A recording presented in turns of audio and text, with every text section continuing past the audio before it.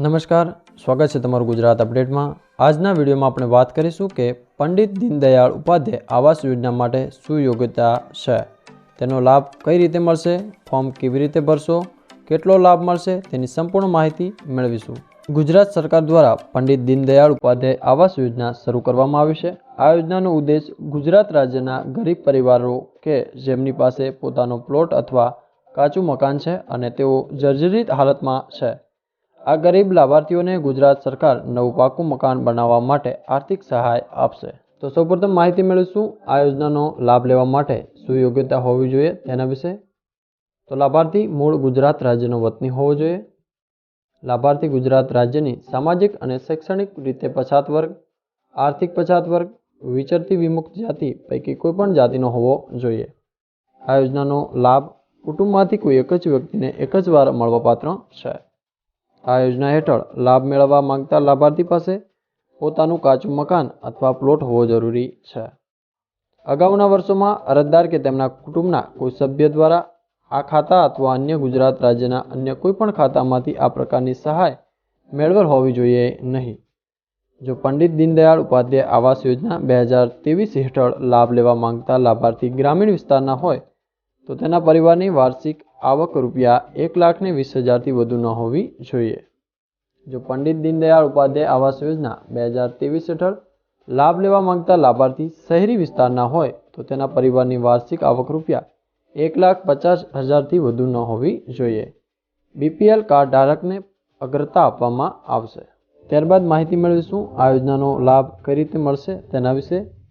આ યોજના હેઠળ મળતી સહાય લાભાર્થીના બેંક ખાતામાં ડાયરેક્ટ જમા કરવામાં આવે છે। પંડિત દીનદયાળ યોજનામાં લાભાર્થીને 3 હપ્તામાં સહાય આપવામાં આવે છે। પ્રથમ હપ્તો ₹40,000નો રહેશે, જે લાભાર્થીને ઘરના પાયાનું કામ શરૂ કરવા માટે આપવામાં આવે છે। બીજો હપ્તો ₹60,000નો આપવામાં આવે છે। આ હપ્તો મકાનનું કામ લંટર સ્તરે પહોંચતા આપવામાં આવે છે અને ત્રીજો અને અંતિમ હપ્તો ₹20,000નો આપવામાં આવે છે। આ હપ્તાની રકમ લાભાર્થીને આખું ઘરનું કામ પૂર્ણ થયા બાદ મળે છે।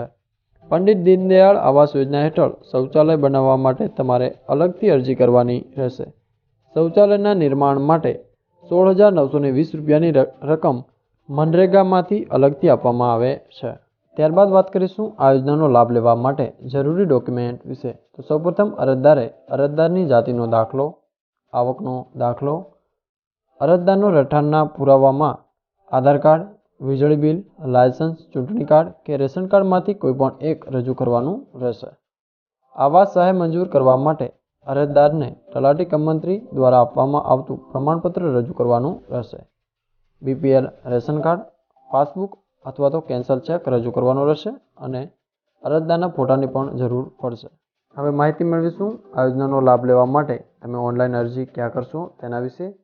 પંડિત દીનદયાળ ઉપાધ્યાય આવાસ યોજનાનું ઓનલાઈન ફોર્મ ભરવા માટે તમારે સમાજ કલ્યાણની ઓફિશિયલ વેબસાઇટ esamajkalyan.gujarat.government.in જઈને પંડિત દીનદયાળ ઉપાધ્યાય આવાસ યોજનામાં ફોર્મ ભરવાનું રહેશે। ત્યારબાદ સબમિટ કરવાનું રહેશે। ઓફિશિયલ વેબસાઇટની લિંક તમને વિડીયોની નીચે ડિસ્ક્રિપ્શનમાં મળી જશે, ત્યાંથી પણ તમે રજિસ્ટ્રેશન કરી શકો છો। અન્ય વધુ માહિતી માટે તમે કમેન્ટ કરીને જણાવી શકો છો।